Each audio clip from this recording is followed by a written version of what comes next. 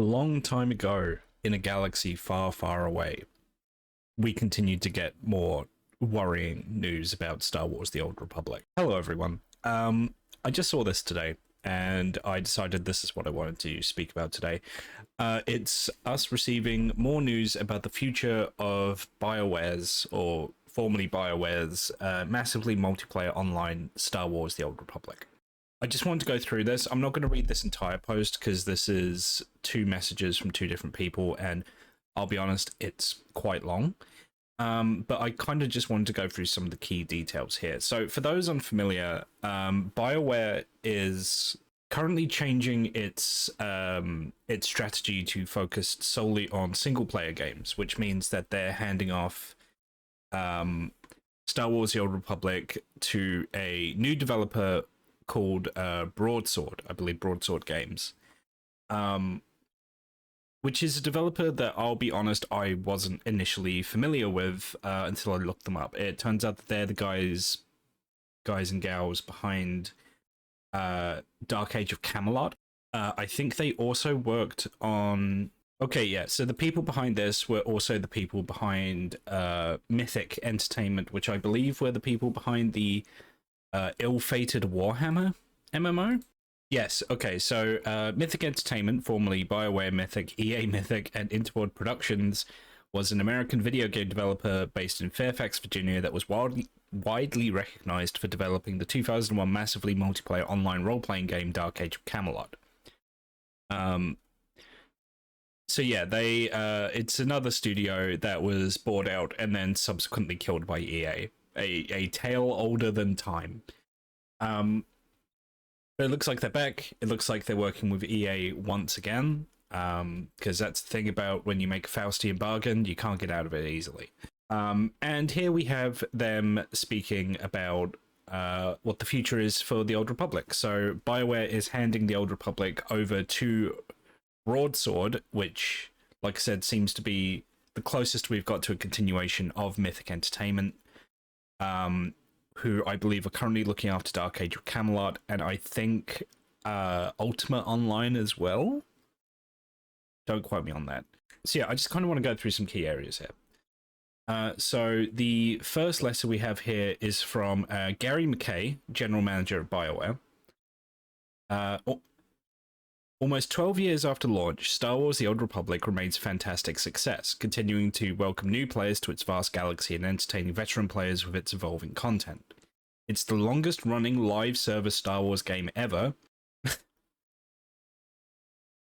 Technically correct, I guess, because I think Star Wars Galaxies died within less than 12 years. And we're enormously proud of the work the team has done in creating, expanding, and maintaining this incredible game. We're detailed to have grown such a dedicated and passionate community throughout all these years. The future of the game and the community continues to be very bright. Okay, so here he goes through how they're handing TOR over to Broadsword. EA will remain TOR's publisher. Development of the game will move to our partner and friends at Broadsword. Yep. A boutique studio with expertise in managing online games. Yep. Here's a key area. No big change comes without challenges. Among them is the fact that most of the current team will be invited to accompany the game on its move to Broadsword, though unfortunately not every role will make the move. This is the hardest part of this transition, and these decisions were not made lightly. We're of course doing everything we can to support the affected team members who have an opportunity to find new roles within EA.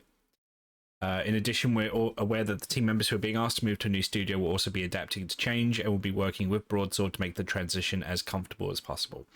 So yeah, this handover from one IP from BioWare over to Broadsword is of course resulting in layoffs.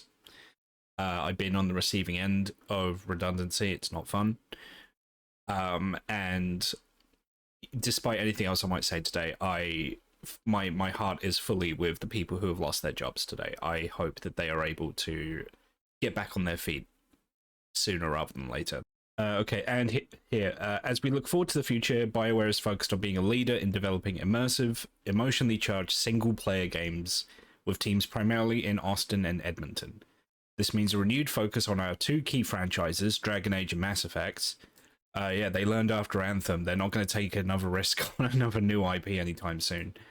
For Dragon Age, we continue to build, polish, and tune an exceptional experience we know our fans will love. We can't wait to share more on this soon. For Mass Effect, we continue pre-production with a core team of veteran storytellers who are bringing the deep franchise history forward in a spectacular new way. I mean, okay, so we're not going to see anything about that for years. Like, considering modern game dev cycles, I guess new Mass Effect in what, like 6 years? I'm excited about the opportunities that lie ahead. Yep. And here we go, Gary. Thank you, Gary, General Manager of Bioware.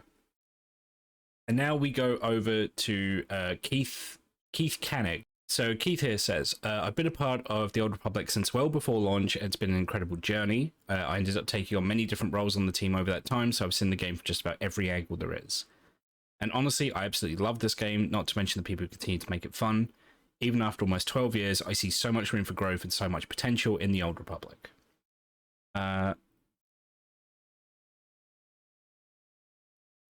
I know decisions that impact our people are the highest part of change and evolution, but I believe Broadsword is the right studio to continue to enhance and modernize our game, and also expand the number of people who can play it. Again, another emphasis on growth here. They kind of have to do this because I'll be honest, I'm pretty sure the Old Republic's been hemorrhaging players. I'll be talking about that a little bit at the end of this.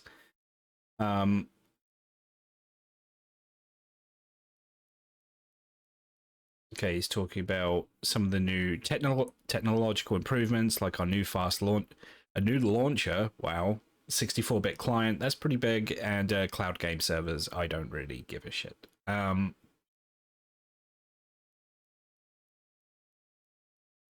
That's unfair. I don't know what cloud game servers do. I can't thank them enough for their passion, dedication, and bringing these experiences to life for our players. I also want to thank EA and Bioware for all they have done for me in this team. I think there's a lot of people at Broadsword who maybe wouldn't be too fast to thank EA, specifically considering EA killed Mythic, but that's fine. Not to mention all our friends at Lucasfilm Games, whose support and collaboration have helped to make this happen. We're excited about the future of the Old Republic, and once we get our feet firmly planted at Broadsword, we look forward to sharing plans for game direction and improvements. Until then, rest assured that all current plans are still in motion. And then he talks about some of the new content coming to the game. No change is easy, but it certainly helps that we're all excited about the future of this very special game. We look forward to seeing that vision become reality alongside all our players and fans. So I actually, back in the day, I was a Old Republic player. I actually played this MMO a bunch. I did enjoy my time of it. It wasn't a perfect game by any stretch of the imagination, but it was okay.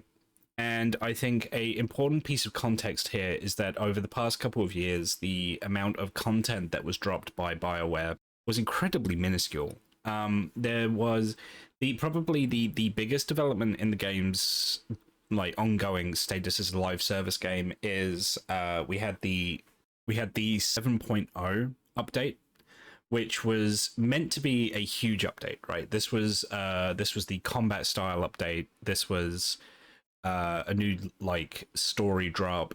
From what I recall, this happened earlier this year, I believe, or maybe last year. It was incredibly poorly received. BioWare did an exceptionally poor job at explaining exactly what the combat style update would be, which meant that a lot of players had very different expectations as to what the combat style update would actually entail, myself included. It didn't help that they didn't really live stream much. I believe they just updated a bunch of people on just the official game forums, like 2005. You guys, you got like social media guys, right? You got live streams, you got all these ways to engage your fans. I don't know why you would do it that way.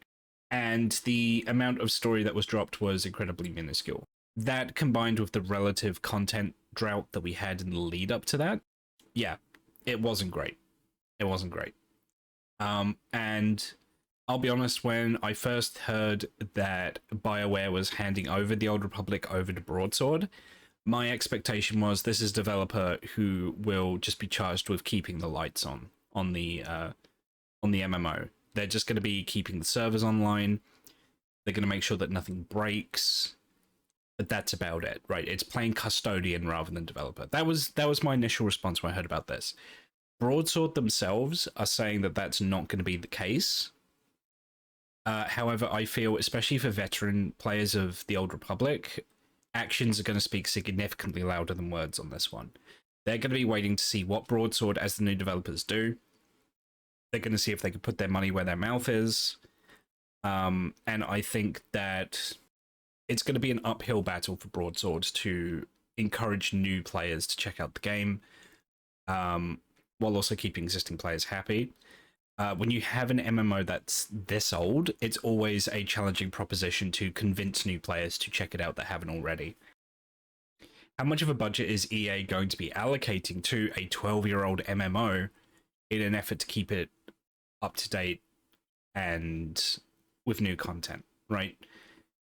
How much of a moneymaker is the Old Republic at this point where they can justify adding significant amounts of content to the game? That and the fact that the original Old Republic development team is apparently hemorrhaging a significant amount of talent as they go over to Broadsword. They're claiming the future has never been brighter. The future is bright. Based on what I'm seeing here, I'm not entirely convinced. I'm open to being proven wrong, but there's a lot of red flags here from what I'm seeing. But you know what? That's just my opinion. Do you play the Old Republic still? I checked it out again for 7.0, and I personally didn't gel with it too much. The game is really significantly showing its age at this point. And especially when compared to some not even much more modern MMOs. I think Final Fantasy XIV isn't that much younger than the Old Republic. That's a significantly much more higher quality MMO at this point. Yeah, the Old Republic MMO needs a significant, and I mean a significant, kick up the ass in order to be the product that apparently Bioware and Broadsword and EA by proxy want it to be. I wish Broadsword the best, but I'm not going to hold out much hope until they deliver. But yeah, do you play the game? What do you think of this news? Do you have any thoughts to share? Please let me know in the comments below. And if not, I will see you next Monday. Thank you very much.